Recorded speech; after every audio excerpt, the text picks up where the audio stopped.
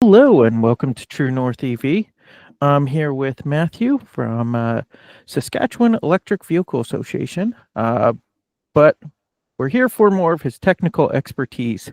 Matthew, you want to talk a lot, tell the people about yourself a little bit? Sure. My name is Matt Pointer. I founded the Saskatchewan Electric Vehicle Association in late 2017, just because I felt there was a lack of charging infrastructure and some big educational issues with the vehicles and the technology itself. Personally, I'm a professional firefighter. I've been a firefighter for 18 years, and yeah, I have a lot of different interests as far as renewable energy, battery storage, and basic sustainability, I guess. So that's my very generalized background, I guess. That's awesome. It's quite the wide range of knowledge there. Uh, uh, if you want, what we'll get started with is actually your 18 years of firefighting experience. For Uh, sure. And can you explain the unique challenges firefighters face when responding to electric vehicle fires compared to your normal gasoline ICE vehicle fire? Yeah, for sure. So vehicles have changed a lot, even the internal combustion engine vehicles over the last 5 to 10 years. Vehicles are much safer now than they've ever been, just in regards to the safety systems that vehicles have with various airbags and seatbelt pretensioners and the way the cabin of the vehicle is constructed and isolation of certain parts of the car and things like that. And, as everybody knows, gasoline has always been very volatile and it will continue to be. But as over the last 5, 10 years or so, we've started to notice a lot more hybrids on the road. And then as soon as basically like 2019 hit, there was kind of that the big EV moment in Saskatchewan was when all the Tesla Model 3s started to show up. And I mean, we are a far cry from some other markets that have literally hundreds of thousands of them. But it was a big change for us to see these full electric vehicles on the roads, when I was on shift as a firefighter.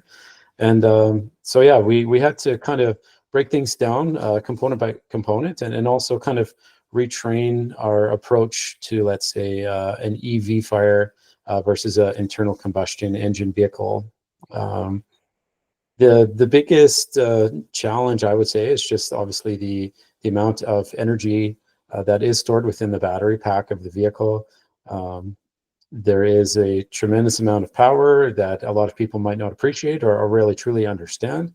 And with that amount of power and things like thermal runaway and things like that, an electric vehicle fire can be quite a handful, to say the least. That requires maybe some different resources and a little bit different approach than maybe a traditional internal combustion engine vehicle.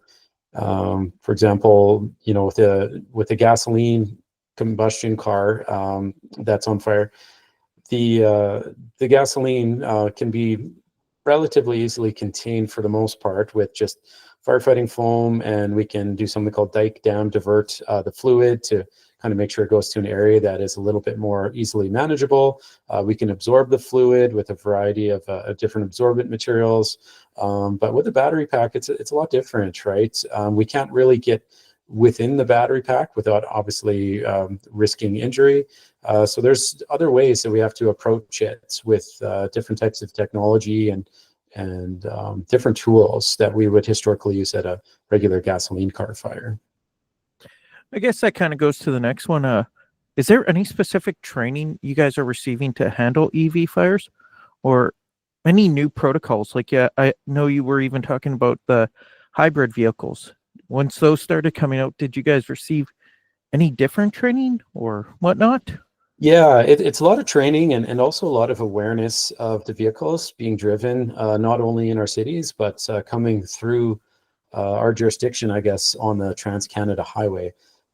So I live in Regina, and obviously Trans-Canada passes through here. And so even though we might not have, for example, a Porsche Taycan locally in Regina, there could be one driving through town on its way to Western Canada or Eastern Canada or what have you. So because we are so close to Trans-Canada, there is a lot of other unique, maybe more exotic vehicles that we might not see here. And so that's where we're starting to do a lot more we're really starting to build a lot more awareness around the systems that are in these cars. And a great way to do that is with a variety of different onboard computer programs that we have on our laptops within the fire trucks in my jurisdiction. And I believe the program specifically is called Crash. And it's a program that gets constantly updated as new vehicles hit the market with various types of trims and battery sizes and drivetrains and things like that. And the really interesting thing with it is if we can recognize a vehicle first and foremost and figure out the make and model, we can break it down into the various types of trim levels. And then we can actually take the vehicle apart piece by piece and start to look at it on a computer level, like the drivetrain, the battery pack location. How do we deactivate the battery pack? Where can we use the jaws of life to perhaps pop a car door open or cut a post or a B post, or where are the areas that we can force the vehicle in order to get the occupants inside and get them out safely. So this Crash program it was a big breakthrough, and it kind of came around when the Toyota Prius was starting to get really popular. And even with a lot of the internal combustion engine vehicles too, there's a lot of different safety systems that we really need to be aware of, as far as like the seatbelt pretensioners and airbags and all those kinds of things. So we have to be very surgical in the way that we approach it and the way that we kind of cut the car apart in order to get access to the casualties or victims inside the vehicle. And so that's been very helpful for us. Another tool and something that's on the horizon for a lot of Western Canadian fire departments is basically like an EV fire blanket, for lack of a better term. And essentially these big blankets are a big heavy duty flame rated type of blanket. And they're rated to, I believe, 1600 degrees Celsius. And they also have elements of what it would be in a conventional fire extinguisher, with some of the powders and things like that actually will help extinguish the fire and prevent the fuel, being the smoke in some circumstances, being a secondary ignition point, because smoke is also fuel. And then a third one that is also coming to a lot of Western Canadian fire departments is essentially it's like an EV immobilizer that is plugged into the charge port of the electric vehicle. And what this does is it basically confuses the vehicle and it essentially tells it that it is being charged. In reality, it is not being charged, but it convinces the vehicle that it is being charged. And what this does is it essentially locks up the drivetrain and it prevents the vehicle from being driven or, accidentally shifting into reverse, let's say, and potentially being a hazard on scene for first responders. Let's say worst case scenario, the vehicle decides to put itself into drive and literally drive away, right? That would not be a good thing if you have 2 or 3 first responders in the back, including the victim, right? So those are the very basic kinds of things that are on the horizon as well. And then also there's starting to be a lot more techniques for isolating the battery itself and basically throwing a whole ton of water at the car, because these fires with the thermal runaway of the battery pack, they do require a lot more resources as far as water and hydrants and things like that. But the good news, and I'll probably repeat this several times throughout the podcast here today, is that electric vehicles actually burn at a significantly lesser rate on average than internal combustion engine vehicles do. I think it's on average somewhere 50 to 60 times less, according to the National Fire Protection Agency, which is kind of the guru for all things fire statistics here in North America. So I personally have not been to an electric vehicle fire as of yet. I have seen a couple hybrids, but the batteries were not involved in any of those incidents. So I guess just kind of going to even some of the techniques you talked about, with using that Crash program. Now, if I see a vehicle accident or fire or whatever, when I'm reporting then to 911, does it help you guys then if I know the types of vehicles involved, so you guys can actually look it up on your way to it?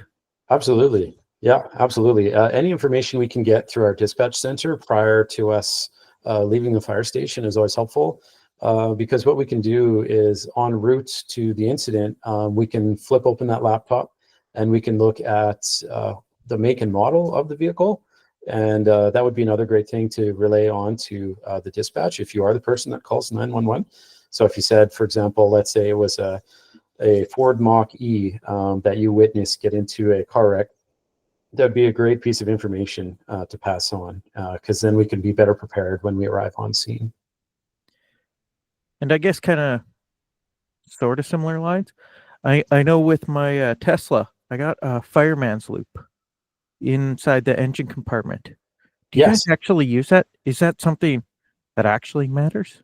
it is. Yeah. And that's a great point to bring up, actually, because that specific firefighter loop that's under the frunk in the Model 3, that is specifically mentioned actually in the crash program. So if you looked up a Tesla Model 3 in the crash program, it would make reference to that as another option for de-energizing the vehicle and essentially making it immobile and unable to move for the time being. And a lot of different manufacturers are doing that across the board. And also another thing that manufacturers are doing are highlighting the high voltage cables on the vehicles with like a really bright orange color, so that first responders know to avoid those and obviously not cut through them or get close to them if they can. Awesome. And the blanket that you guys are bringing in Western Canada, I know I've seen like in Europe, they basically have the tanks full of water and just leave them in there for days. Yeah. Now, do you have to leave the blanket on or with the vehicle and transport it with the vehicle, or has this not happened yet? So we're not sure quite how it's going to work out. That's a great question, and honestly, I'm not sure on that one. It would make sense maybe to leave it on if the vehicle is going to the junkyard or going to the the scrap heap and insurance yard, whatever the plan is, I guess, depending on your neck of the woods. But there have been issues with some vehicles, from what I've read, reigniting on the trailer, or worse, down the road once they hit the junkyard status, as the insurance details are being worked out, and if the vehicle is a total loss, like, is it going to sit for a long period of time? And there have been times where the vehicle actually has been basically reignited, and it's started other cars on fire and stuff as well. So I believe there is a process where they're learning to draw the batteries down to essentially just kill the battery pack, and that is something that's ongoing. I haven't read any more about that or heard any more about that through any of my sources. But yeah, obviously preventing a fire after the initial collision when the vehicle is in transport or when it arrives, let's say, even at the body shop, those are all things that need to be considered, right? However, modern day battery packs, as you know, they're built like tanks, and in a lot of cases, if the car does start on fire, the battery pack is typically not involved in a lot of these situations, unless it is an absolutely horrific crash with a tremendous amount of physical force and an amazing mechanism of injury kind of thing. So time will tell. Things are getting better. The battery packs are getting stronger. The battery chemistries are becoming less and less prone to thermal runaway with different chemistries and whatnot. So I'd imagine things are going to improve, and we won't have nearly as many issues. Even though we haven't really had that many, it has been something that has not really crossed our page thus far at our department. Well, that's kind of the thing is I've heard also here in Winnipeg of a few EV fires, and I'm like, when I see pictures of it, it's okay. I can still recognize it somewhat as a vehicle. It's like, okay, the battery was not involved because it'd be a smoldering pile. Exactly, and that's one of the best things about the skateboard design and that particular sort of approach is that the battery is so low down in the vehicle, it's not really at the point of impact. The point of impact obviously is higher up on the doors, whether that's the whichever side of the vehicle or the high bumper or high trunk or whatever. And then, obviously the skateboard concept has also given a lot of great efficiencies to crash design as well, with making the occupants a lot safer and removing the engine out of the mix and all, so on and so forth. There's a reason why electric vehicles are considered some of the safest vehicles on the road as far as crash survival rates and things like that. True. Yeah. one of the great reasons, if you're looking for safety wise, to move into an EV. Absolutely. In regards to the fire dynamics, how do the fire dynamics differ between the EVs and gas vehicles, particularly regarding the battery fires? Well, obviously gasoline can burn very hot and it can be very volatile and it can change in a hurry, right? There are those incidents where a vehicle, let's say, gets rear-ended and it drops its fuel load all over the road. And if it had a full tank of gas, or let's say it was a larger vehicle that had a larger tank, there's certainly some cause for concern there, right?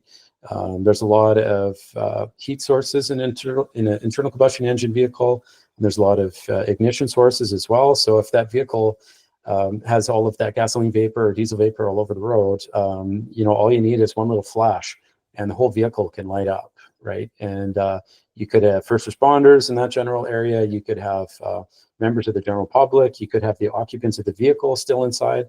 So there certainly are hazards with the gasoline one.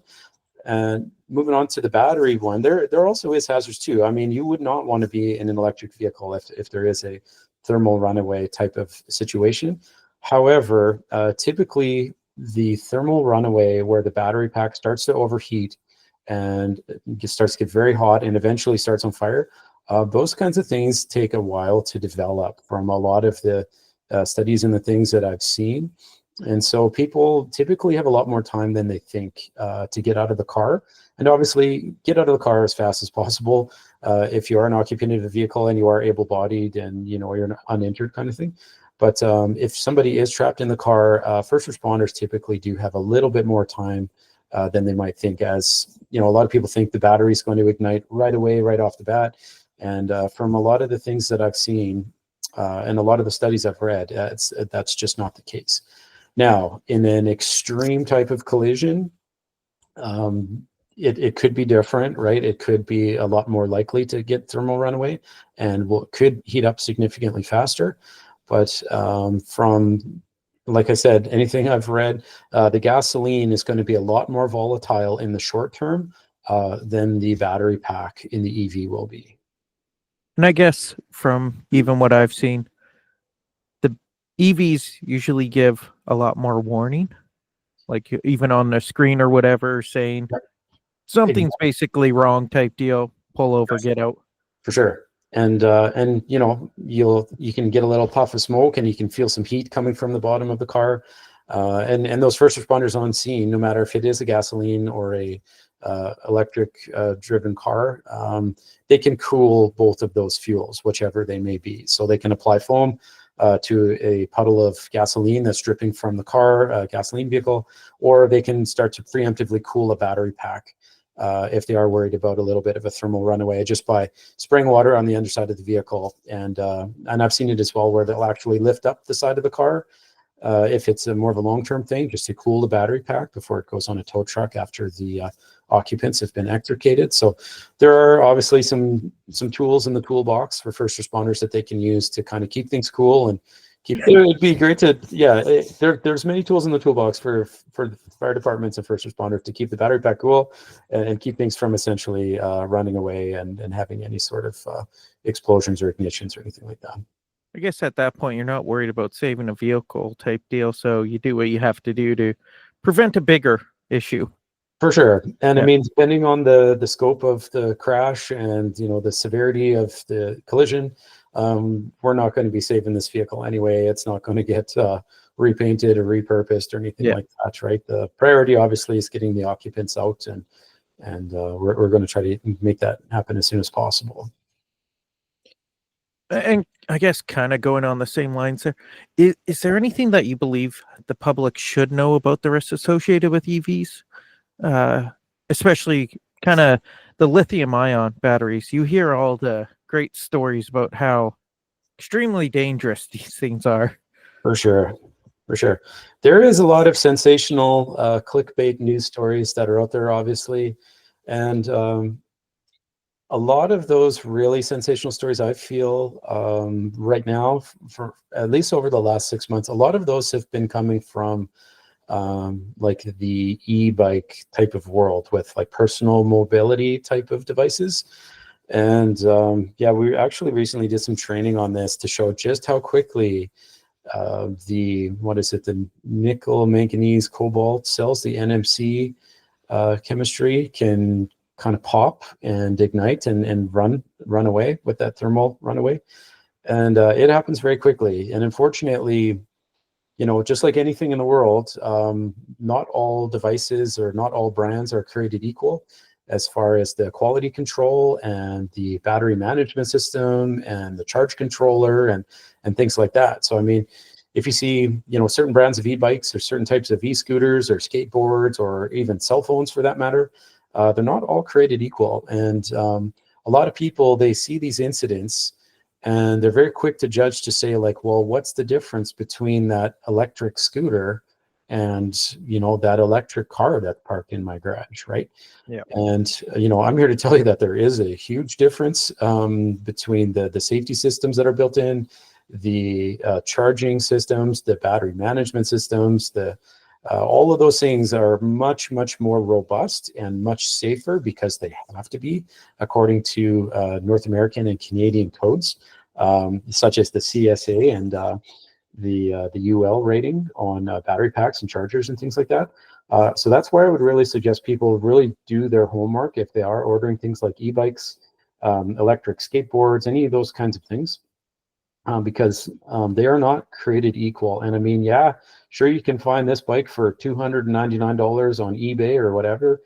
And that might make you reconsider, well, hey, why would I spend $1,000, right? What's the difference? Well, there's a big, big difference in the margin of safety, I feel, between the really, really cheap stuff and kind of the middle of the road things. And that doesn't go to say you can't get a smoking deal on an e-bike that has all of those safety certifications and that robust charging pack and things like that. But there have been a lot of really negative incidents that have occurred, a lot more in the United States than Canada, but there have been structure fires that are a result of e-bike batteries, for example, scooters, skateboards, things like that. And they were from just crappy third-party manufacturers. They were being charged in people's living rooms and their apartments. And there's literally videos of people kind of running for their lives out of their apartments because somebody's scooter decides to self-ignite and it thermal runs away. And there have been fatalities. I think there's been, in fact, unfortunately, several dozen fatalities as a result of lithium-ion batteries being charged in ways that they should not have been charged. And obviously, this goes too with human nature, right? People need to behave themselves. People need to run these devices within their normal parameters.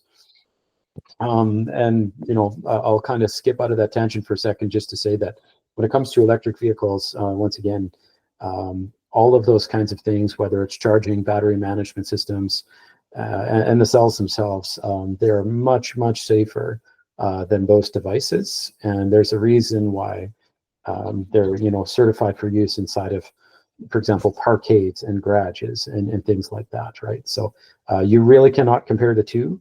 And yeah, an electric vehicle battery, for those reasons, is much, much more safer. And I guess kind of going by what I've heard happening here in Winnipeg is kind of the charger installations being done, either people not understanding that it's for a charger, not electricians not doing it properly, Right. and there being essentially fires at the charger, but now being blamed as an electric vehicle fire when it's more of an electric fire type deal. Yeah. And this is where, especially with our association, we always recommend people get a certified journeyman electrician to take a look at their plan for putting in a level 1 or a level 2 charger at their residence and figuring out exactly how that works. We also send a lot of people to check out the SAS Power page as far as looking at, what is acceptable, what can you expect from a charger, and how to do it safely.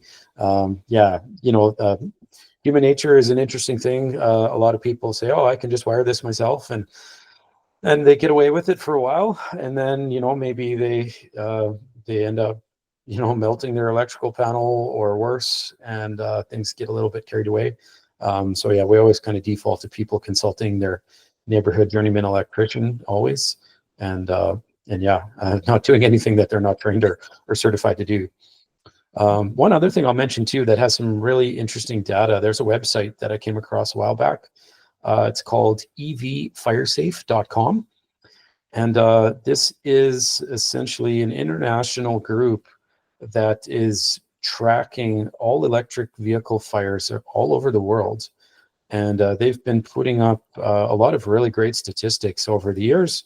And they're also there to prove, according to the statistics and the exact incidents, to say, like, these electric vehicle fires are not happening in the way that the clickbait sensational news headlines are claiming them to be, right? And it's just so funny how certain companies are kind of thrown under the bus immediately if there's one single fire, but then meanwhile, there'll be thousands and thousands of internal combustion engine vehicle fires, on highways and in people's garages and, whatever the case may be. And nobody says nothing about that. But as soon as there's one EV fire, it's the very first thing that's on the morning news for some reason, right? So it's a very sensational thing. And for whatever reason, it's turned into a real clickbait type of news.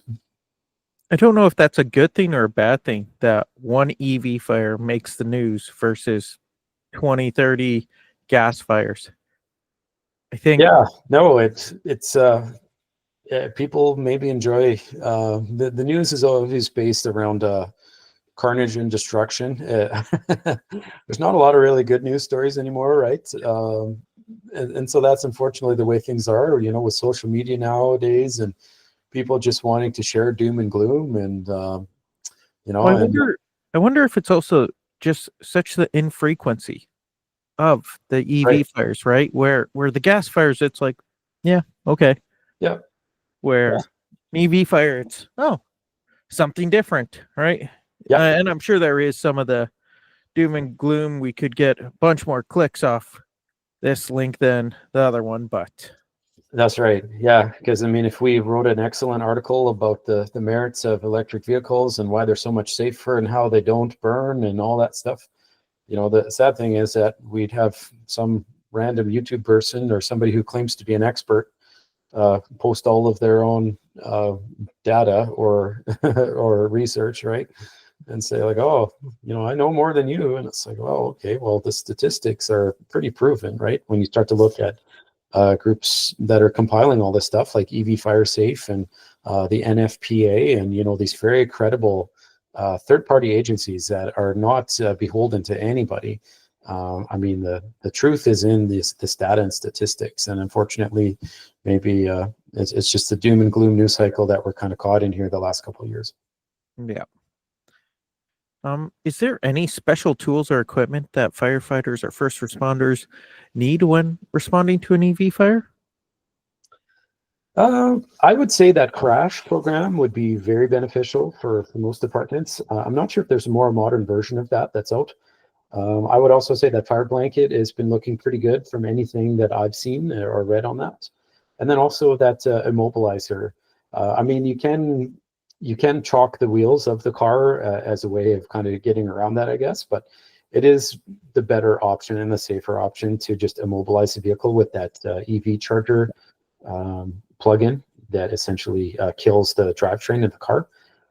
And then otherwise, I would say just having a lot of water, some great firefighting foam, and just and having some time.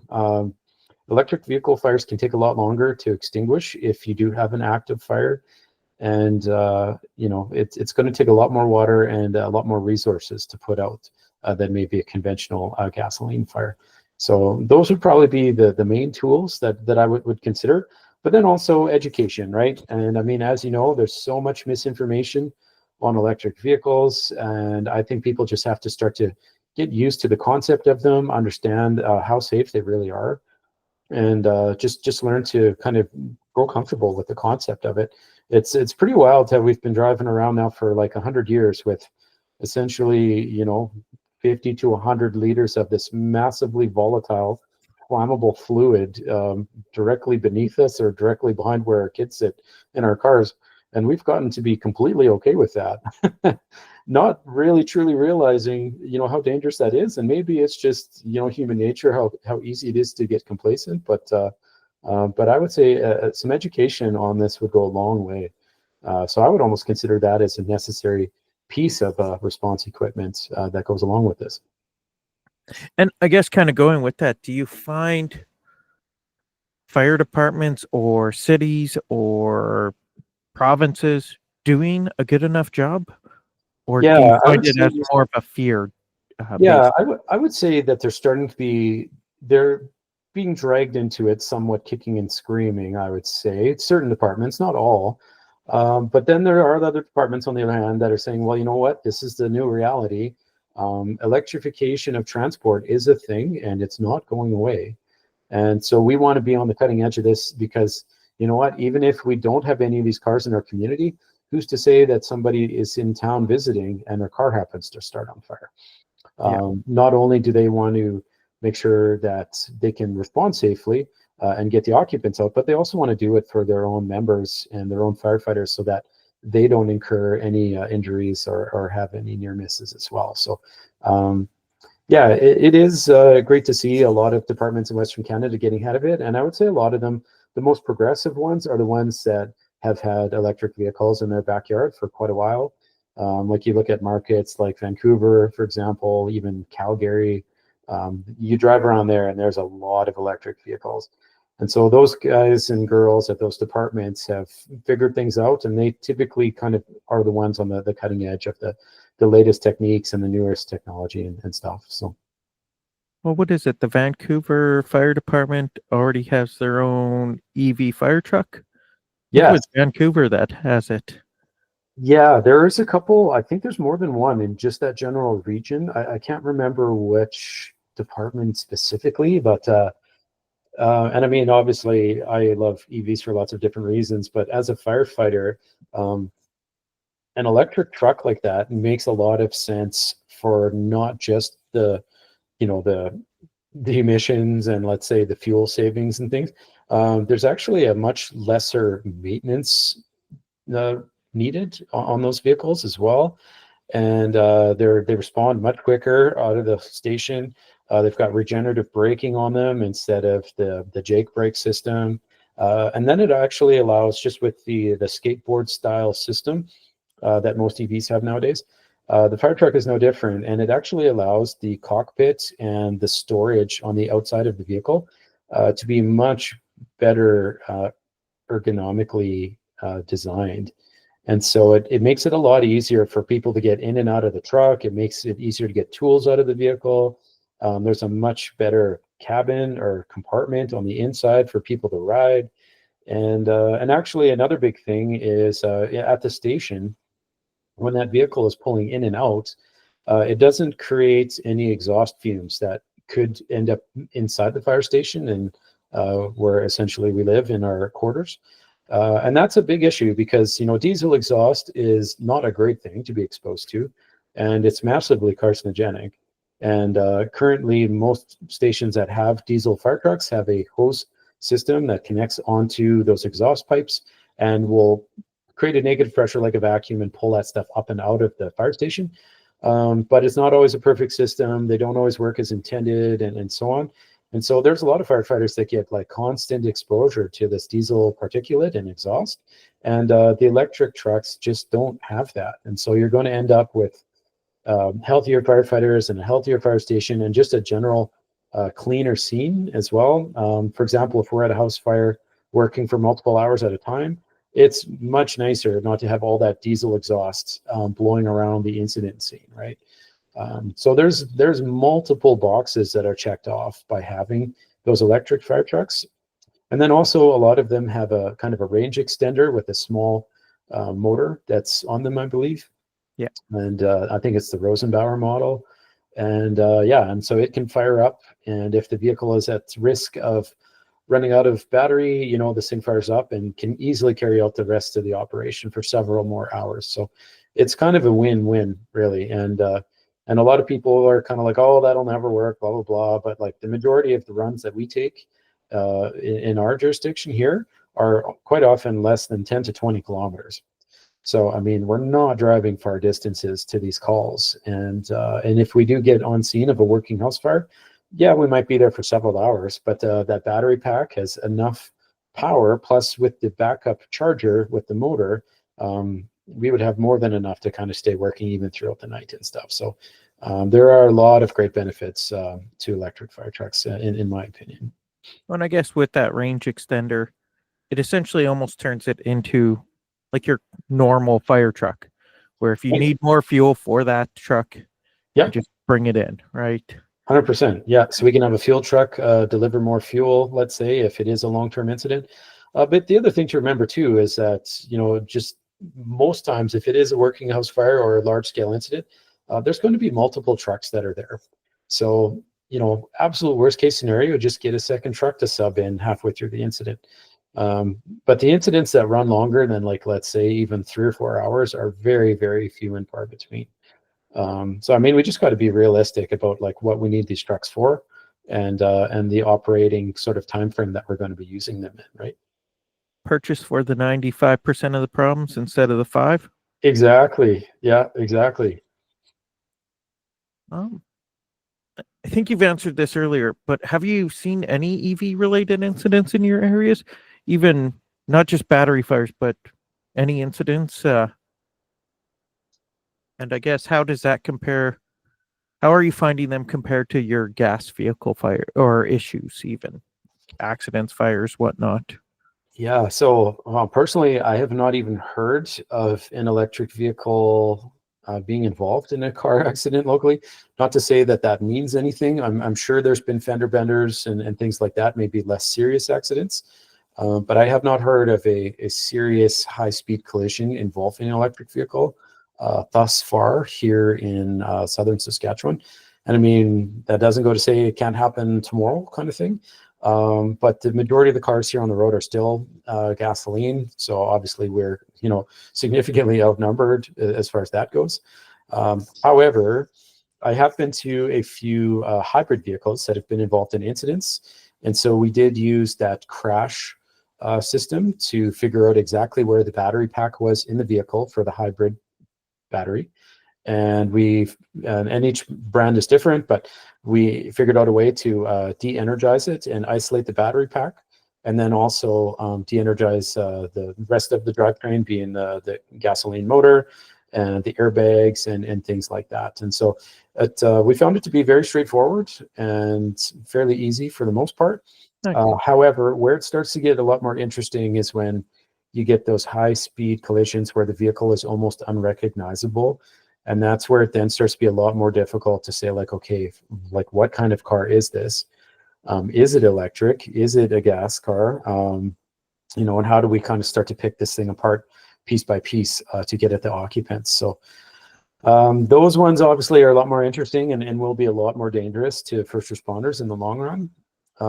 But anyway, to kind of circle back to your original question, yeah, I have not been to an electric vehicle incident that's been involved in a high-speed crash. That is a historical, battery electric vehicle. Yeah. Which I know, even talking to dealerships here, there's a kind of the guinea pig option of just going plug-in hybrid for now. And Right. so I foresee more of the small batteries for quite a while. For sure. And I mean, I've heard a lot of people reference those as kind of like the training wheels moment, right? Where people jump into this plug-in hybrids, and I mean, I'm not knocking plug-in hybrids. They're a great kind of halfway type position for ultimately a battery electric vehicle. The technology in them is getting better all the time. The battery chemistry is getting better. The driving distance is getting better with 60, 70 kilometers of range. And then for those individuals that don't want to stop on the highway and charge and all those kinds of things, if they do need a long range car, they can, certainly go about that way. But I think the sweet spot right now is to have a plug-in hybrid and then a full electric if you happen to have 2 cars in your household.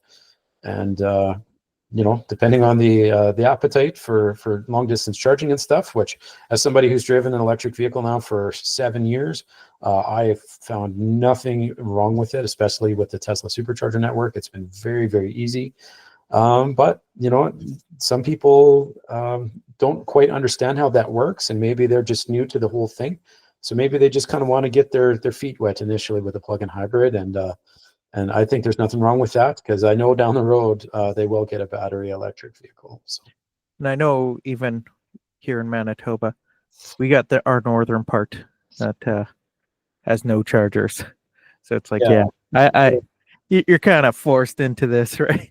100%. And I mean, our infrastructure is similar to yours. Once you hit a certain level of northern Saskatchewan, there are literally no chargers. So, I mean, if you're in that situation, what else do you do, right? Yeah. You might as well get the most efficient gasoline vehicle that you can. That also happens to be an electric at the same time, I guess. And, start there until we finally figure out a way to build more infrastructure here in Saskatchewan. And I guess kind of going back, is there, how can firefighters and local agencies better educate the public, or do you think there is a need to educate the public anymore about EV fires, EV risks? Yeah, Is it kind of like the down power lines where it's you don't touch it type deal? Yeah, no, I think that would be a really great safety message to put out from any level of first responders, really. Specifically, fire departments would be good to put out more public service announcements, actually, on all kinds of things. But yeah, electric vehicles would be good. And I think that actually, while it's not safety specific, I feel like CAA has done a pretty good job of running, some ongoing educational content about certain things, whether it's related to gasoline vehicles or electric vehicles. And yeah, there's been some really great stuff that they've put out.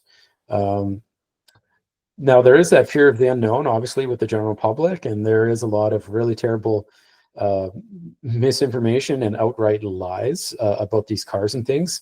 So getting the truth out there, as an industry and all that is critical to adoption, right? And that's why it's so important for us here in Saskatchewan to continue hosting our public education events and have experts come in to talk about, the real inner workings of EVs and the way that they benefit people and why they're a better car and so on and so forth.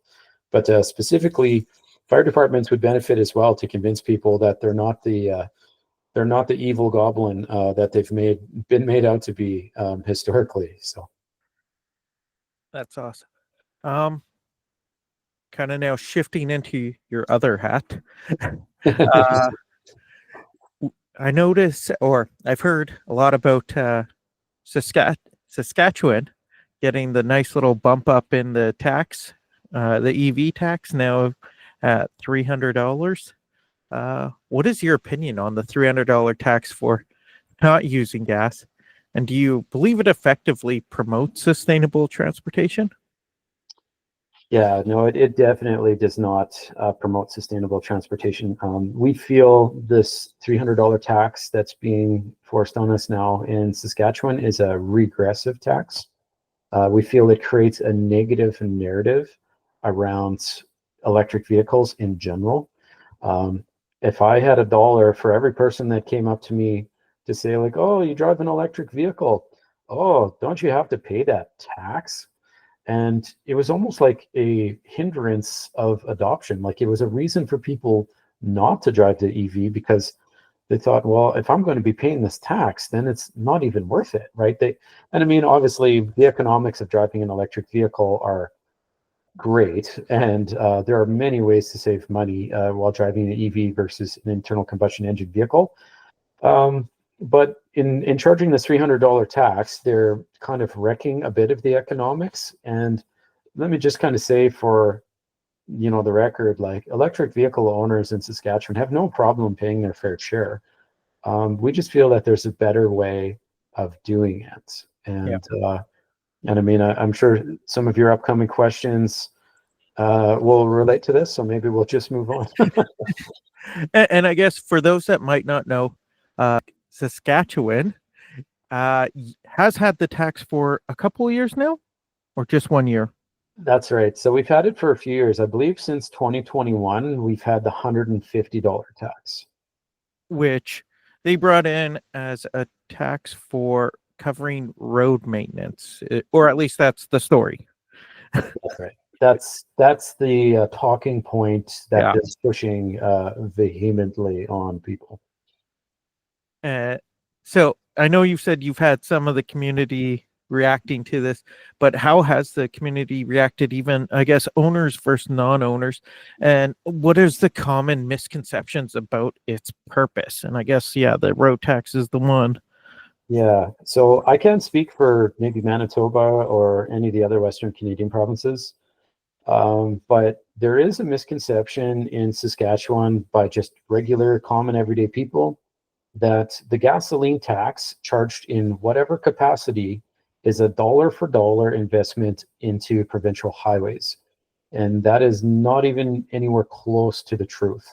Um, these type of gasoline taxes or EV road surcharge tax or whatever they're calling it, those all go into the general revenue fund of the province.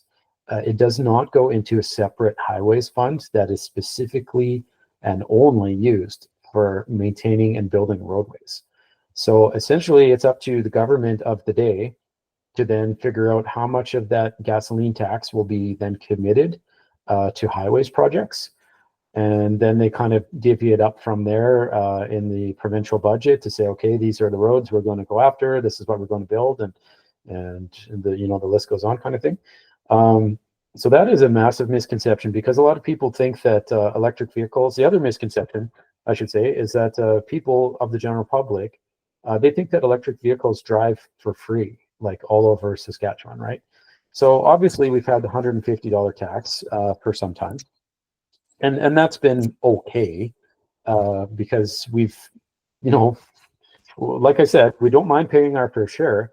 Yeah. But the issue is that the majority of electric vehicles, the majority of the time, are driven within the cities, and provincial funding does not pay for municipal roads. City property taxes pay for municipal roads inside the cities.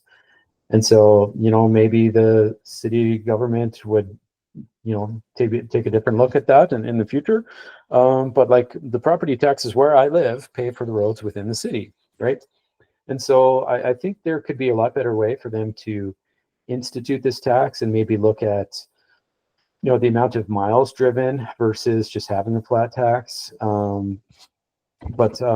Yeah, so I would say the biggest misconception is that EV drivers, they're getting away with everything. They're scooting around on highways for free and all this sort of stuff. And I mean, that could not be further from the truth, because, we're still paying lots of different taxes in the province, and we've been paying the $150 tax for quite some time now.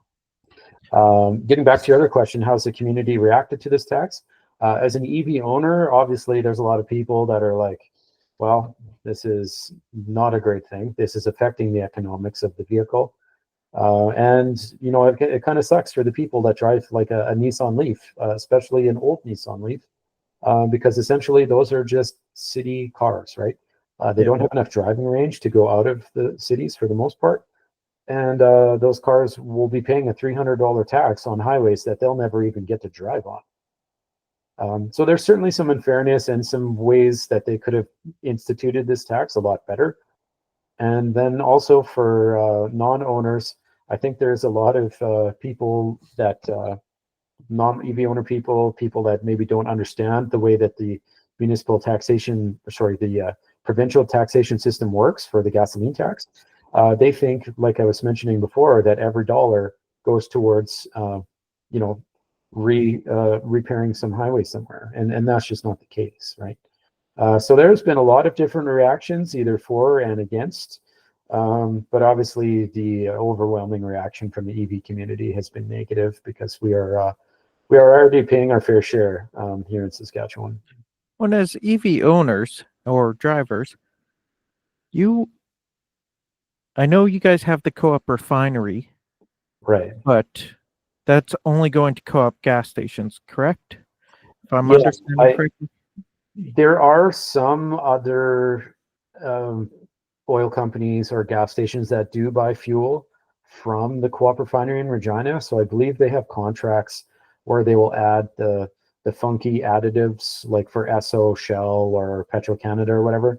There's those advertisements where it's like, oh, get the extra 0.3 miles per gallon with our special enhanced formula with the nitrogen or whatever in it.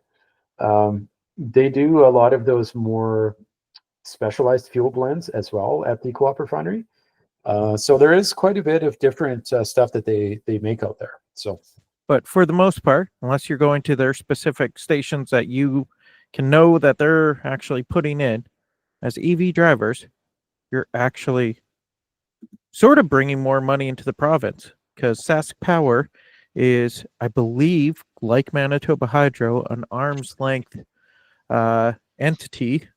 So basically, it is owned by the public, run for the public type deal. that's right. Yeah, 100%. So Sask Power in Saskatchewan is a crown corporation owned by essentially the people of Saskatchewan, and it is arm's length from the provincial government. And so yeah, so anytime I charge my car, whether it's at home or on the highway, that revenue stays within Saskatchewan, and all of that profit from the power stays in Sask Power, and as a result, also stays within the province. And you know, the provincial government takes a look at all the crown corps, and they take money off the profits of what those places generate, and that all also ends up back in general revenue as well. Yeah, so I mean, there's a lot of ways that we kind of give back and still pay our fair share, even with just the amount of power that we pay and our purchase. And I would say on average, an electric vehicle in Saskatchewan is probably worth about $600 to Sask Power. And that would just be for the most part, like city driving and stuff like that. If you are doing longer road trips within the province, obviously that number is going to be more. Maybe it could be upwards of $1,000. So, I mean, that's a lot of additional revenue for Sask Power to be bringing in. And you would think that they would want to bring as much revenue in as possible for these crown corporations and start to really promote electric vehicles a lot more. But that's a story for another time. I guess in your view, do you find that the tax, this new, I guess, raised tax, creates a barrier for individuals considering electric vehicles, particularly in rural areas? Yeah, I would say it's definitely a barrier. Anytime a tax comes into play, it always kind of has that negative sort of feel that comes with it. Like, we're not giving you an incentive. We're in fact giving you a disincentive when you decide to buy this car, register this car in Saskatchewan. And yeah, so for those people maybe that are, excuse me, our lower income earners, let's say that they can only afford a cheaper EV, like let's say a Nissan Leaf for $10,000 to $15,000, which is a fantastic car, by the way. It's just an older EV, and you know, it doesn't run as far and so on. But you know, for whatever reason, people think electric vehicle owners are like these insanely wealthy people that have so much money to burn because all of our electric vehicles we're driving cost $500,000 and all this kind of crap, right? And I mean, I've met lots and lots of people that, you know, are at a lower income level, and having this $300 tax on the car really affects them. And the reason they bought the vehicle in the first place was because of the cheaper cost of ownership, right, and the cheaper driving mileage. And so when you throw a $300 tax into the mix, that really does affect people. It's, you know, it's the same reason why somebody might buy, you know, a little older 4-cylinder car or an older hybrid or something.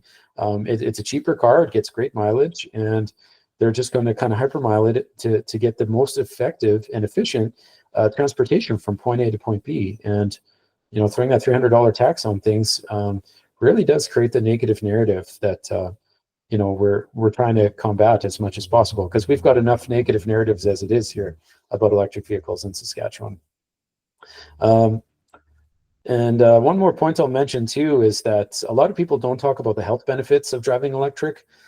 There was a University of Toronto study that was done some years ago that basically put a price tag or a price benefit of essentially $10,000 to local healthcare for every electric vehicle that's on the road within your jurisdiction, because there's lower cases of asthma, there's lower rates of cancer, there's all sorts of health benefits associated with these cars. And for whatever reason, nobody wants to talk about that, right?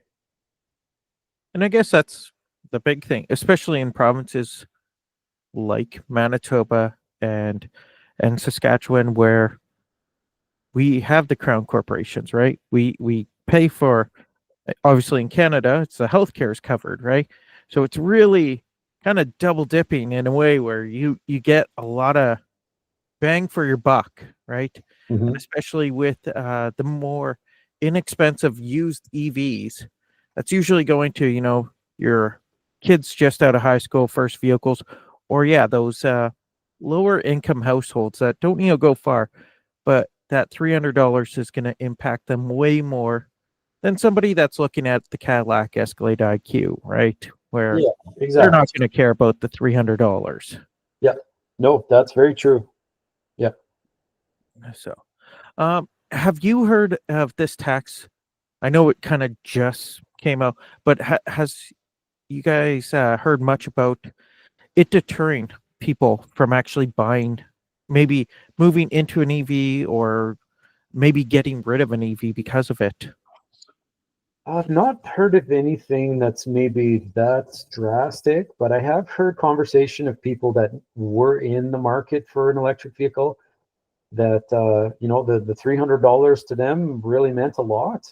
And so in some circumstances I have heard of people that are considering a plug-in hybrid now instead, because with a plug-in hybrid you don't have to pay the $300. So that might make for a bit of an interesting shift. Maybe that's something that local car dealers will start to promote, to be like, hey, you know what, you can get this plug-in hybrid and not have to pay the $300 EV fee. And then if you're really thrifty with your miles driving around the city, you could just drive it in electric only, and and stick handle around having to pay that $300, right?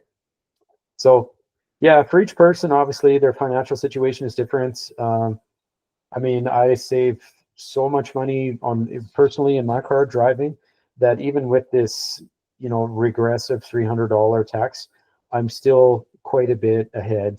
I've saved, I bet I've saved almost $30,000 driving my electric vehicle over the last 6 or 7 years. Yeah. And I kind of just stopped keeping track, honestly, because it's almost paid for itself, in the amount of savings and things, right? And I intend to drive the wheels off my car until the wheels fall off. So will it affect a person like me? Maybe not so much. Like I've solar at my house. I've got relatively cheap driving. I've got a level 2 charger in my garage. Like I'm probably going to be okay. But the thing that I'm most concerned about is the industry and what kind of narrative does this create for the long term. And it signals that our provincial government is not EV friendly, is another good thing. I guess kind of going with the provincial government not being EV friendly, have you found SAS Power? I've seen them promoting more EVs than even Manitoba Hydro. So have you found them a lot more EV positive, shall you say? Yeah. So we've had a working relationship with SAS Power now for I think it's the last 5 or 6 years.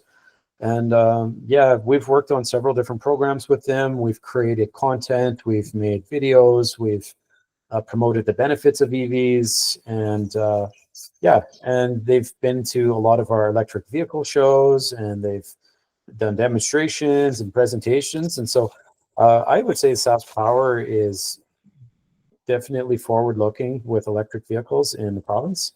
And yeah, and we look forward to working with them in the future. But I mean, there is only kind of so many things that they can do, Yeah. and we're just hoping to continue to promote education and get more fast charging developed in Saskatchewan here over the next few years. Now, how do you see the current state of even the EV market in Saskatchewan? I know you guys basically you got your Tesla dealership, you got way more chargers than us. So, are there any noticeable trends that you have noticed there? Oh, well, we have been growing, and I wouldn't say we're growing by leaps and bounds. Like, we're certainly not growing at the rate that Ontario, Quebec, or BC have been. That's for sure. But we are taking little steps forward each year. There's more and more recognition of of electric vehicles. There's a lot more people that are shopping around. And I think that's been pretty evident from our public events that we've been hosting here in the province. For example, last fall, we had our largest event we've ever had, with basically every dealer in the city being present there with a variety of different electric vehicles. And then we had the largest attendance as well, with over 1,000 people attending the show.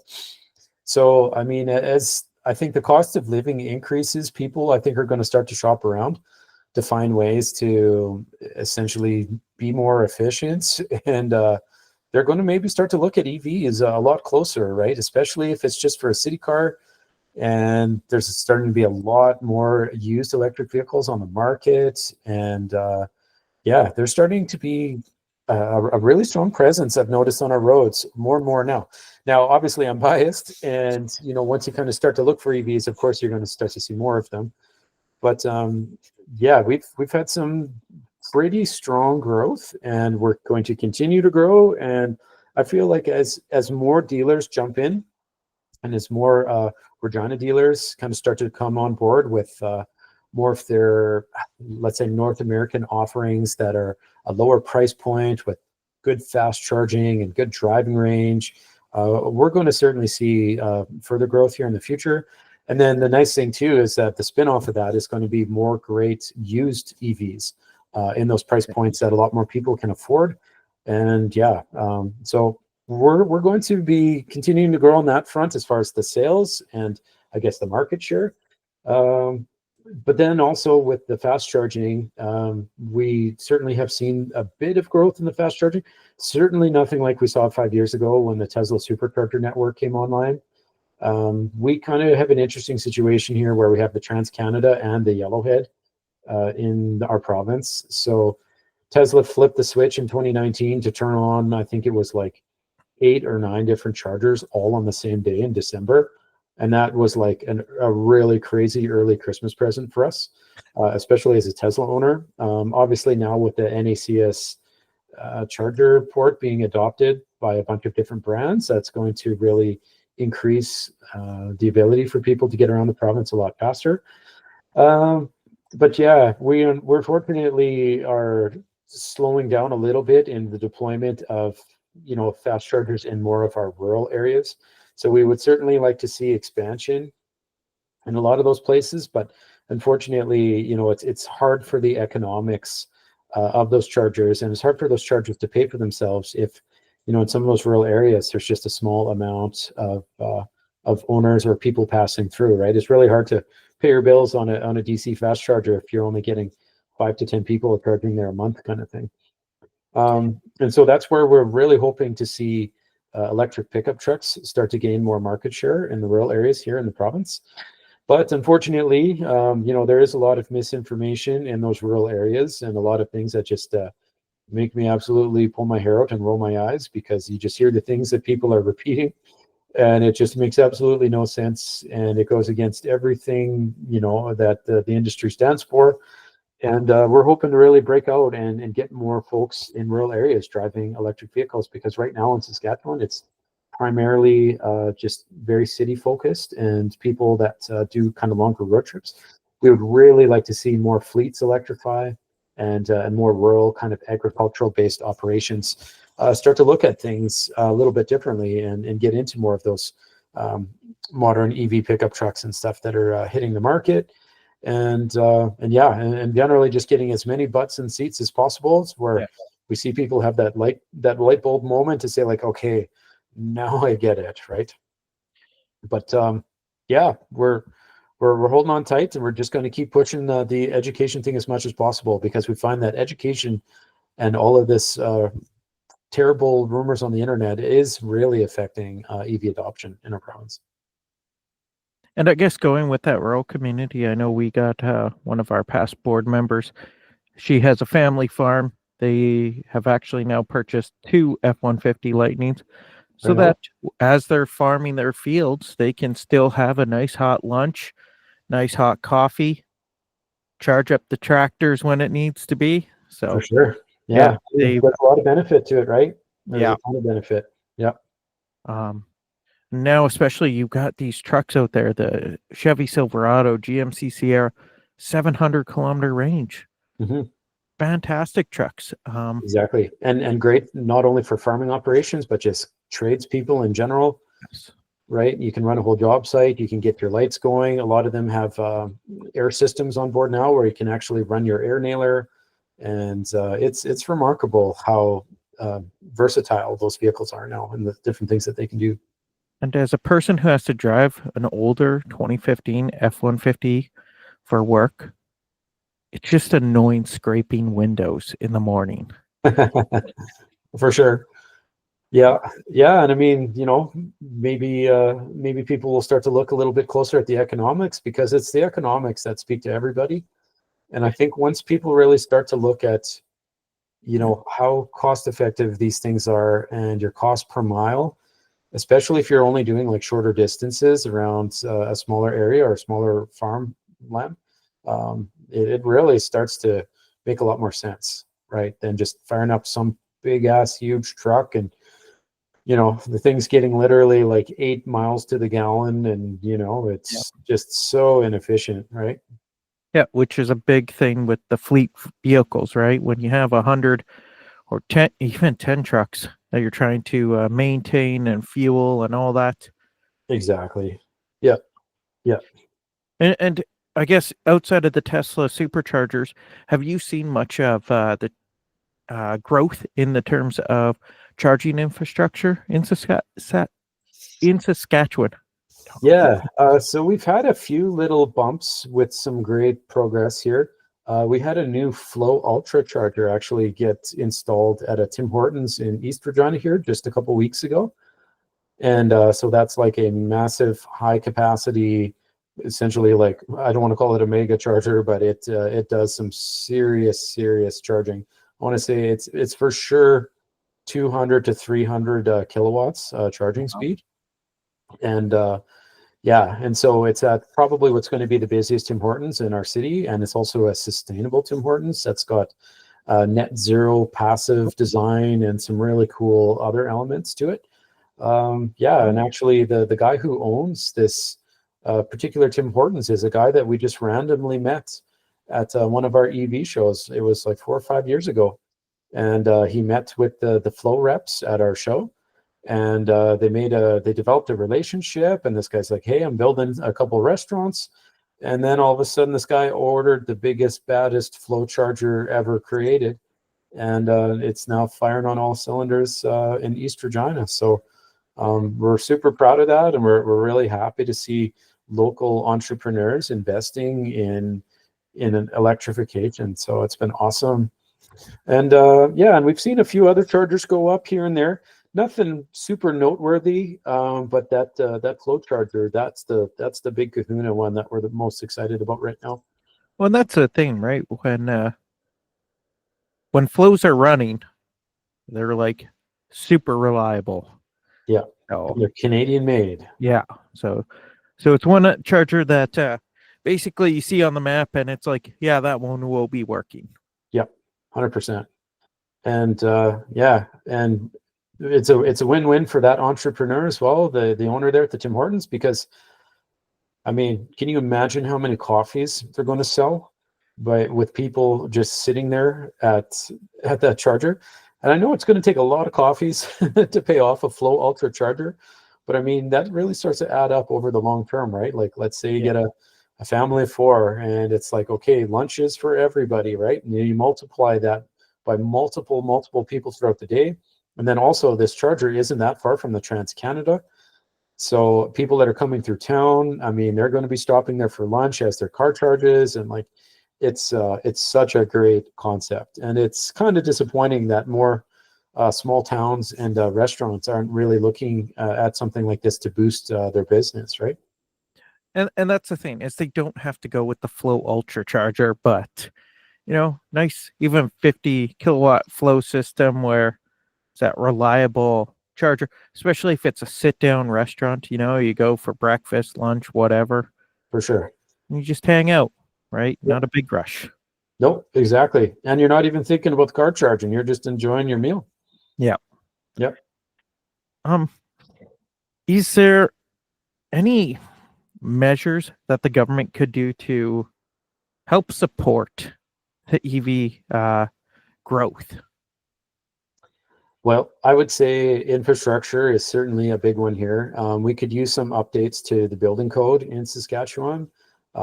Perhaps we could look at things where, let's make all new residential structures and commercial buildings, multi-unit residential, like apartments, condos. Why don't we make those all charger ready and just mandate that as a minimum in the building code, right? We could also make all those same buildings solar ready. It's very easy to do. You just got to run cables essentially to the roof line, terminate them in a box, have them close to the panel, make sure that the panel and the power supply for the building obviously has enough capacity to allow these things to happen in the future. And then also too, I mean, they could start to look at things like incentives for electric vehicles, which we certainly do not have. We used to have a green vehicle incentive, I believe it was in 2012 here in Saskatchewan, where a vehicle that was a higher efficiency car, such as a Prius or something like that, would actually get a 10 or a 20% discount on their insurance. And our insurance in Saskatchewan is also done by a Crown Corporation, Sask General Insurance, I believe is the acronym, what it stands for. And and then essentially that all went away in 2013. And we haven't really had any government promotion of electric vehicles whatsoever. Like, I don't know if I've ever heard the Sask Party. The only time I've ever heard the Sask Party mention electric vehicles publicly is when they put a tax on them. And so they're really, really kind of dragging their feet on a lot of initiatives that we feel wouldn't really cost the government a lot of money and would do a lot as far as kind of making our province a lot more efficient. I'm not sure if you've seen the Efficiency Canada standings for transportation or really a lot of other metrics, but Saskatchewan, for the most part, always ends up in dead last when it comes to transportation and efficiency and home building and building codes and stuff like that. So we are not doing so great on a federal level as far as general emissions and just doing things that generally make sense to help save people money down the road. We really are not in the business of doing that here in the province. We just seem to kind of look the other way, and we promote oil and gas, which is fine. It's a big part of our economy here, but it would be nice to kind of take a look around to see some of these other industries, because as you are well aware, the world is moving towards electrification, right? And what's going to happen if in another 5 to 10, maybe 15 years, when our oil that we're trying to get to market really has no market to be sold in anymore, because everybody else has went electric and the vehicles are massively more efficient and they're maybe predominantly electric and so on. So I would strongly suggest that our government would do a lot better by diversifying and starting to build more renewable energy and things like that. And I mean, that's a whole other conversation in itself. But an EV incentive certainly wouldn't hurt anybody, especially since we lost the federal one. And and just even promoting electrification and making some educational programs to promote them, because once again, it is a Crown Corporation that is creating this power and profits from the power. So why not try to get as many EVs on the road as possible, because that's all made in Saskatchewan power generation. Well, Norway is a great example of a country that massive oil and gas. Right. But, and they have a massive, what is it? It's a Heritage Wealth Fund, I think it's called. Yeah. So that's well over $1 trillion now. And essentially all of their royalties from oil and gas just go into that. And now they're making huge money just even off the investments in that and off the interest. And you look at Norway as a country and their social programs, they are like absolutely top-notch everything, right? And I believe it's 95, 98% of all new vehicles sold is electric. That's right.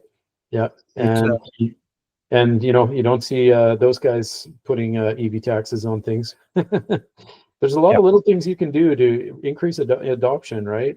And you know, that's also maybe a topic for another podcast. But there's a lot of little stuff that can Yep. really change people's perception and behaviors. So I guess kind of going on the perception, what has what has the public perception been around Regina in regards to EVs? well, we would like to think that it's become a lot more positive. 7 or 8 years ago, when we all got our cars, I mean, that was part of the reason why we started this association.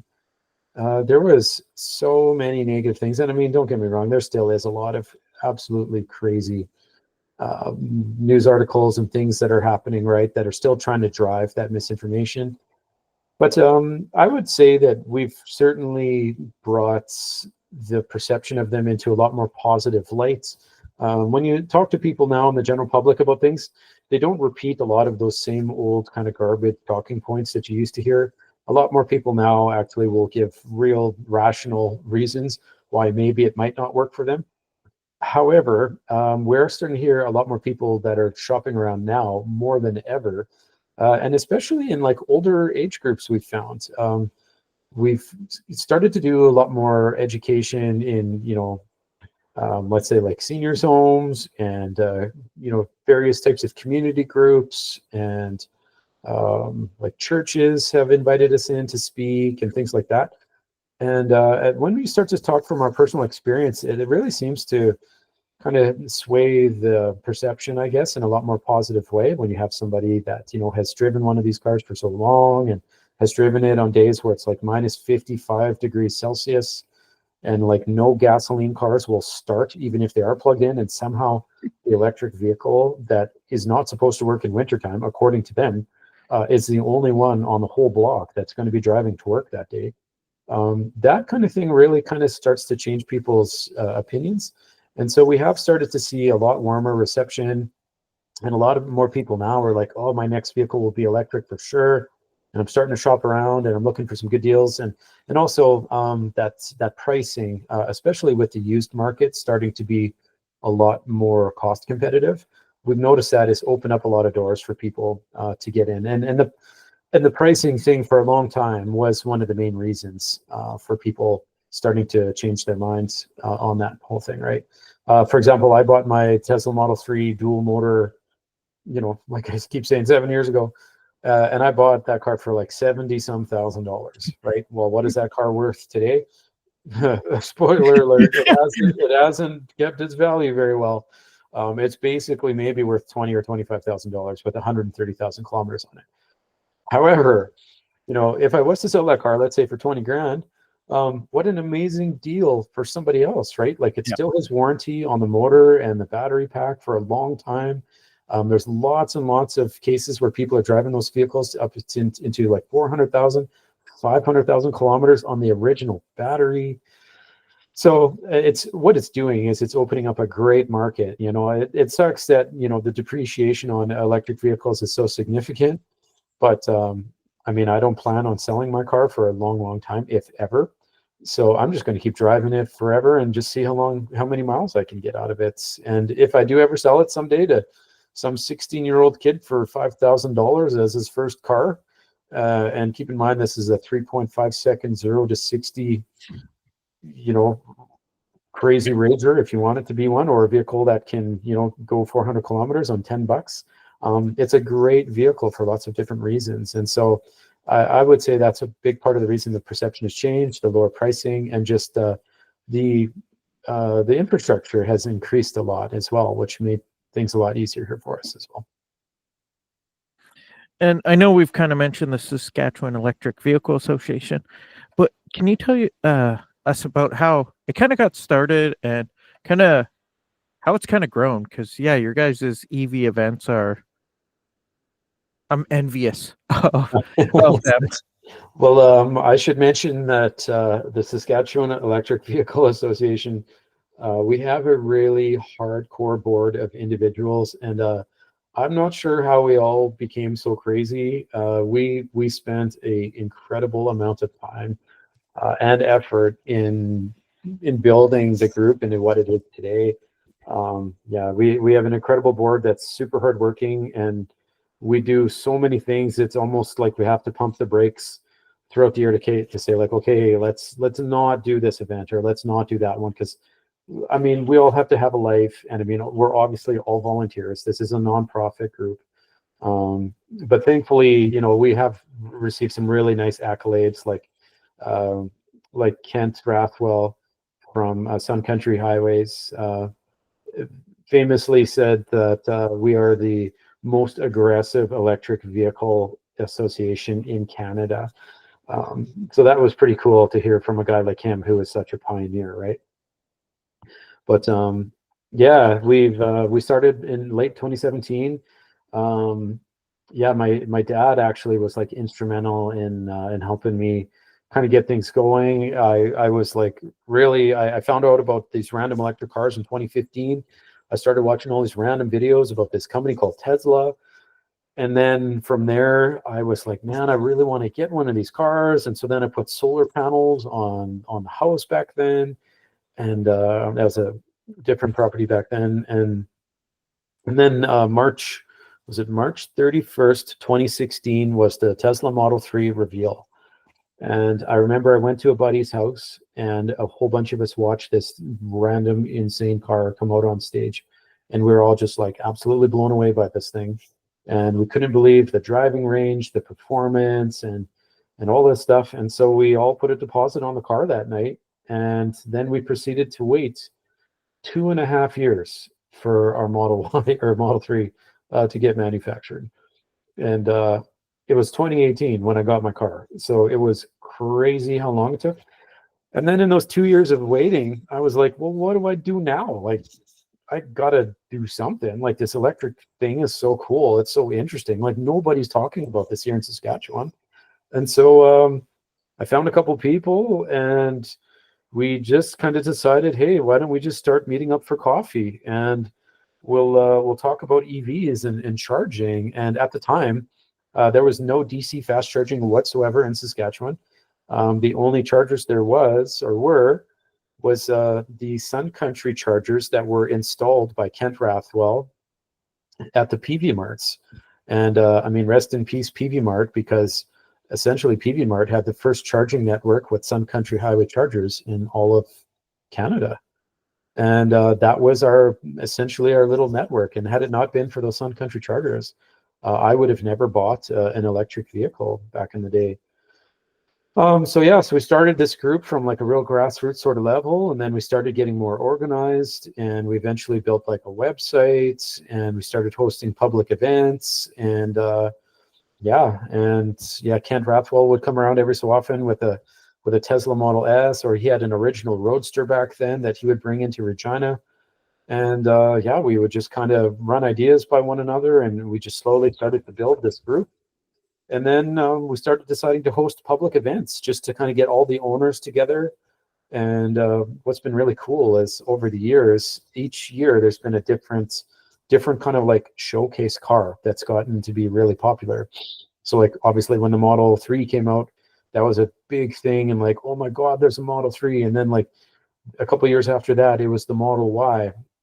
And then I think there was like there was a Rivian one year that was a big thing, and then there was the Hyundai Ioniq 5 that came out another time, and we're like, oh my God, the Hyundais are so insane! Look at these new cars. And then the Kia EV6 came out, and that was a wild car. And then the EV9, and like, so each year that we've held these big events, we always have these crazy kind of showcase cars that are kind of the cutting edge, newest releases. And yeah, and so that's sort of kind of how we got going, and we kind of get dragged into some stuff, I think, sometimes that isn't necessarily our mission. Like, our mission technically is to accelerate the adoption of electric vehicles in Saskatchewan, and sometimes we end up getting kind of pushed or pulled into various things. But at the end of the day, our group is all about education, reaching out to the general public, helping people with anything that they might need if they're having problems finding a car, or if they're looking for information to find an electrician to get a charger in their house, or if we're working with Sask Power on initiatives or whatever. We've been asked by governments to like help them create electric vehicle policy.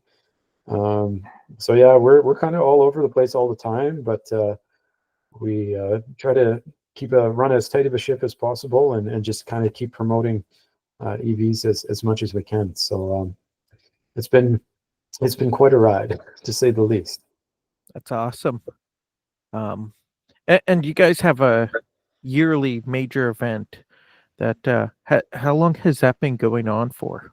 We do, yeah. So we actually have two major events that we do each year. So our spring one, and we've kind of branded it all into something a little different. So we call our big events now just Electrify Regina. We used to call it Drive Electric Earth Day for the spring events, and then our fall event was fell under the National Drive Electric Week signage and stuff. But we just thought it would be easier if we just shifted it to Electrify Regina, and then that way we could kind of branch out and get some other industries under the same roof with us. So we do electric bikes now. We'll profile electric bikes. We've got a electric bike test track indoors for people to try out e-bikes. We also get like solar installers. We get HVAC people with like heat pumps. We're looking to get into like some net zero home builders coming to the show, charging companies, Sask Power, obviously a whole bunch of different car brands and car dealers. And so, yeah, like we're almost at the point now where we've almost outgrown our main facility, but we're having some conversation to say like, okay, maybe we should just keep it this size, because if we grow into something bigger, it's just going to exponentially grow the amount of work. And I mean, like I said, we're all just volunteers, and yeah, we got to be careful about our free time and stuff as well, right? True. It is. If there is anybody listening in the Saskatchewan area or willing to travel, definitely go take a look, check it out. Yeah, and we also, I should mention too, we do a bunch of other regional shows. Like there's kind of like a hot rod type car show called Majestics in Regina, and so we set up there as well. And it's always interesting because we'll be parked right next door to a bunch of super loud, noisy muscle cars, which I have nothing against muscle cars. I think they're awesome. They're really, really interesting. I love the way that people build them and personalize them, and I think it's just like super badass.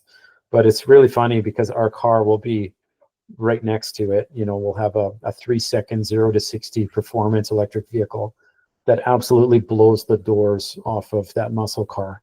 And I don't feel like the muscle car people really appreciate how fast electric vehicles are.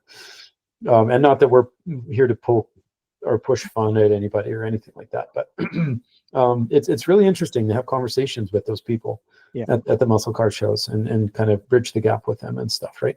And actually, there's a lot of people at the show that are starting to consider putting electric drivetrains in some of their older cars, just because they don't, you know, the original motor that came with that car is a lemon. It's a piece of crap. The transmissions in that year were really bad. So they just want to convert it to electric so that they can continue driving it, but still have the real nice like curb appeal and like the street look of that car, right? Not to mention, you know, if depending on the package you buy, you might get a car that is even better than the original for the drivetrain and stuff. Well, there's actually another. There's a gentleman out in BC called Webb Motor Works. Oh yeah, deals with a lot more of the high-end vehicles. Right. So you also have these guys that are buying $100,000-$200,000 vehicles where the numbers matching. They want to keep it mint. So sure. they throw the EV conversions in there so that you have the greatness of the electric vehicle, not worrying about it, and then you still have your gorgeous vehicle to drive around in. Yeah, exactly. It's kind of a win-win, really. And what has your experience been with driving your electric vehicle? Have you done much long distance road trips, and what do you enjoy about it? Yeah, so I've done a ton of road trips. Every summer, I tend to go out to BC, to the Okanagan area, hang out there for a while. You know, do some mountain biking. I usually get out to BC in the wintertime for snowboarding as well. So it's pretty cool to be able to do that in an electric vehicle, right? A lot of people never thought that was possible, or a lot of people thought that it was just like not a good idea in general because they don't understand the charging. They don't understand that the car will charge faster than it takes for me to eat my lunch in Medicine Hat. And so it's little things like that people start to pick up along the way. And so that's kind of why I like bringing people along for the road trips, because it really kind of opens their eyes to say like, hey, you know what, this is not at all what I thought it would be like. This is so much better. And a lot of people have this like preconceived notion of what they think it would look like to do a really long distance road trip. They think you're going to be, literally charging for hours, right? When in my car, I can charge it in like 20 minutes. And so, and besides, like, I plan my whole trip around getting a coffee and grabbing lunch, right? And I mean, every so often you're going to need a bathroom break anyway. And I think those days are somewhat gone of people that, drive their, high mileage, truck that, get 1,000 kilometers to a tank all the way to Edmonton or something like that. Like, that's just not healthy. And why would you want to do that, as bragging rights? Like, maybe if you're like a long distance truck driver or something, but in an electric vehicle, I just find that I enjoy road trips so much more. Yes. And what they're doing is they're putting chargers in great locations where there's awesome stuff to check out, right? There's really cool stores, interesting coffee shops. There's maybe a place you can go for a hike or check out a museum or whatever the case may be. There's a lot of shopping malls that have chargers and stuff. So it makes life on the road really, really easy to adjust to. As far as the longest road trip I've ever done, my dad and we did a big family trip, and we actually drove his Model 3 in 2019 down to the Tesla factory in San Francisco.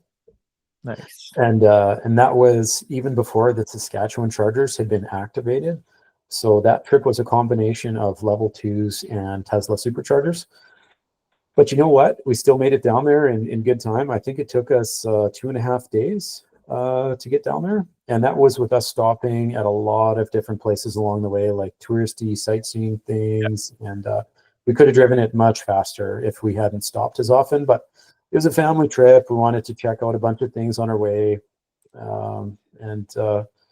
Yeah, and then otherwise, like I mentioned earlier, I drive my car literally every single day.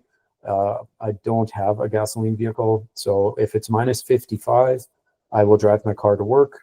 I'll just plug in on a little block heater to keep the battery warm, same as any other regular gas car would.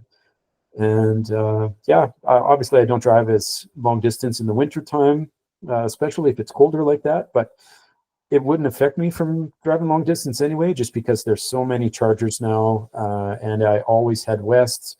Sorry to the Eastern Canadian people. You do have beautiful things and lots of awesome stuff, but it's just so much closer.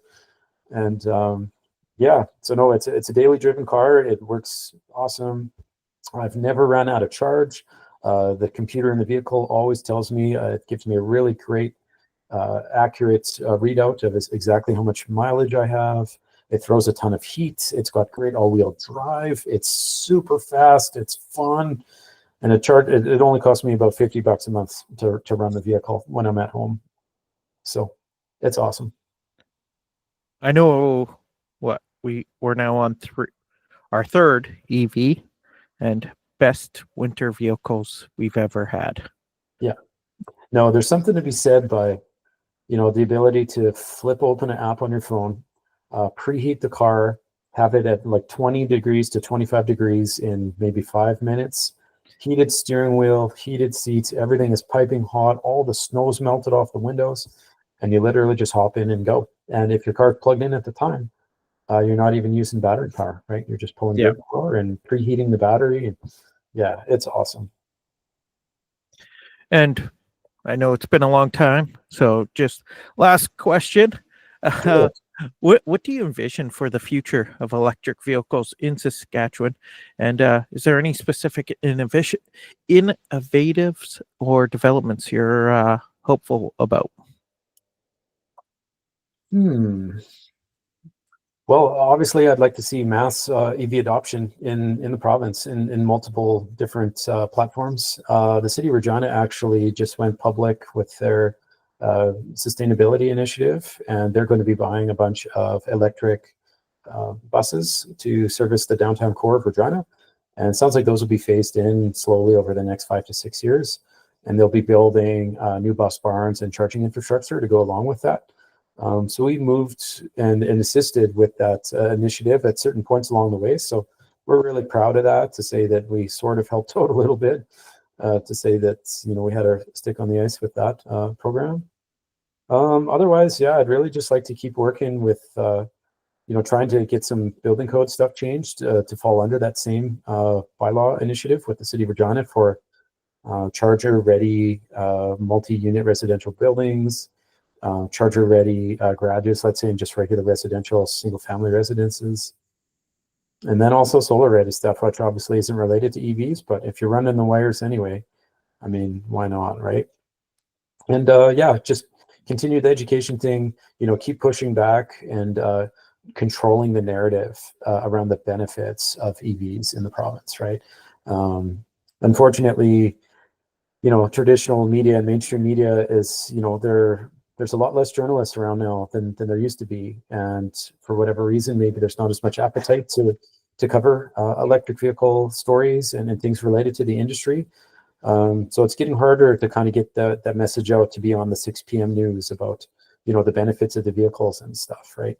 So we're really hoping, that we can continue to push for that and get more cars on the road, and that the word of mouth and the positivity will continue. And then also too, I hope that we end up with, a federal government in some capacity that will promote electric vehicles as well, and possibly get us our rebate back to help out our manufacturers on a federal level to get those vehicles down to that price parity and continue the growth that we've seen thus far. So Awesome. I guess, is there anything that you would like to add that I haven't asked? I would really like Rivian to open up a dealership in Saskatchewan and Manitoba. But otherwise, yeah, thank you very much for having me. Really appreciate the invitation, and I hope I wasn't too long-winded on some of my questions. I can really talk for a long time. No, awesome. Yeah, I am perfectly fine with that. Okay. And is there a way that you would like people to reach out to you if they have any questions, or if they're in the Regina area and curious to join SEVA? For sure. So they can check us out at our website, and that's at www.sevaonline.ca. And from there, they can find out contact information about our group. Obviously, our email will be posted there. And then they can also sign up to be a member. We do have memberships with perks that we offer to those members. So we do have a deal with a few different car detailing places, as well as paint protection film, car washes, things like that. And in fact, if you sign up for a $20 membership, I think you get up to $500 off a paint protection film package from VPS here in Regina. So it's that $20 membership pays for itself pretty quickly, and it also supports our mission here in southern Saskatchewan of promoting EVs and making sure that we can afford to put on all these public shows and be present. So Awesome. Yeah, thank you so much for your time. And yeah, thank you. I really appreciate the I invite. want to thank Matthew for joining me and the time that he gave us, the great information. Again, go check out sevaonline.ca and evfiresafe.com. Those EV FireSafe is fantastic. So much different info on there. They are an Australian-based or nonprofit, but tons of info. Great for even just info on how many vehicle fires there is, battery fires, right? It was, I actually used it at a meeting. If you would like to reach out to me, you could check me out on Facebook at True North EV. Again, I'm not very much on there, but go check out manitobaev.ca, or you could email me at truenorthevpodcast@gmail.com. And yeah, we'll talk to you guys later. Have a great day. Bye.